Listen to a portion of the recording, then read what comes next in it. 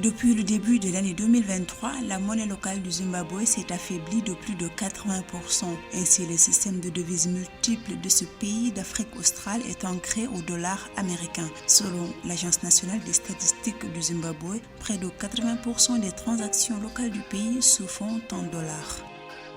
Le Trésor public du Sénégal a mobilisé, vendredi 27 octobre 2023, 44 milliards de francs CFA auprès des investisseurs. Cette nouvelle enveloppe est une émission assimilable de bons du Trésor avec un taux de couverture du montant mis en adjudication de 124,96%. Afin de mobiliser des financements et diversifier ses sources de financement, le gouvernement congolais envisage de titriser une dette de 201,8 milliards de francs CFA sur le marché des titres publics. Cette opération vise à transformer la dette du pays en titres publics émis par le gouvernement.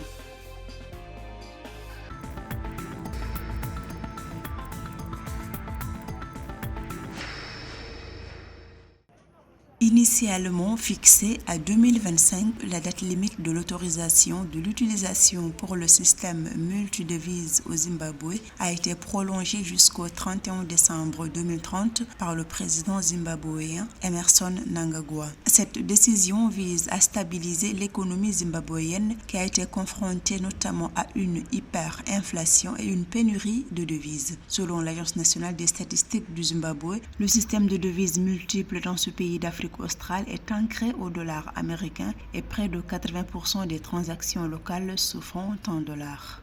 Le Zimbabwe veut freiner l'hyperinflation, mais tout en créant un frein momentané. Parce que la décision de favoriser l'utilisation des devises étrangères à l'intérieur du pays cause 3 risques. Le premier risque, c'est que ça va réduire les réserves de change au niveau de la banque centrale. Donc, ça va encore plus fragiliser la monnaie nationale et créer un appétit auprès des agents économiques pour les devises étrangères. Le gouvernement zimbabwéen espère pouvoir relancer sa propre monnaie d'ici 2030. Cette prolongation de l'utilisation des devises étrangères devrait rassurer les investisseurs étrangers et stimuler l'économie du pays qui est actuellement fortement dépendante des envois de fonds des Zimbabwéens vivant à l'étranger. Le seul avantage, c'est que ça va favoriser le commerce international. Parce que le commerce international est soutenu par la Banque centrale sous le prisme des réserves d'échange. Alors, dans ce cas-là, la décision sur le plan momentané va arrêter l'inflation, mais aller jusqu'à 2030 pour la rendre permanente pourrait créer le même effet de certains pays voisins qui n'arrivent pas aujourd'hui à se défaire du dollar américain comme monnaie d'échange nationale. Moi, je pense qu'un pays comme le Zimbabwe doit plutôt se battre pour réduire la circulation de la devise étrangère à l'intérieur du pays. Cependant, certains experts économiques estiment que cette mesure pourrait entraver les efforts du gouvernement zimbabwéen pour relancer sa propre monnaie. Également, l'utilisation de devises étrangères limite la capacité du pays à contrôler sa propre politique monétaire et à faire face aux défis économiques. Depuis le début de l'année 2023, la monnaie locale du pays s'est affaiblie de plus de 80%.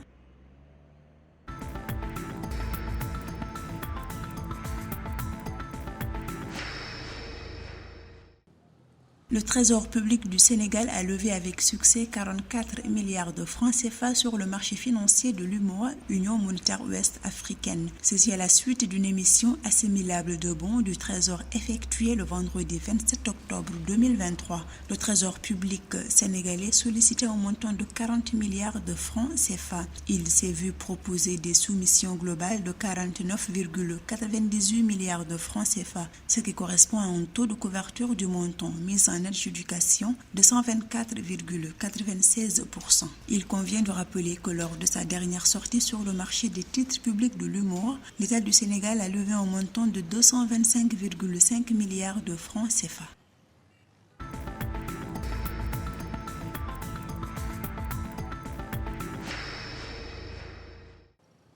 Le Congo envisage de titriser une dette de 201,8 milliards de francs CFA. Cette opération consiste à transformer la dette du pays en titres publics émis par le gouvernement. L'objectif de cette opération est de permettre au Congo de mobiliser des financements sur le marché financier pour rembourser sa dette. À cet effet, le Trésor public congolais a procédé à 4 émissions par titrisation sur le marché des valeurs du Trésor de la Communauté économique et monétaire de l'Afrique centrale, CEMAC, pour un montant respectif de 67,2 milliards de francs CFA sous forme d'obligations du Trésor assimilables pour chaque levée.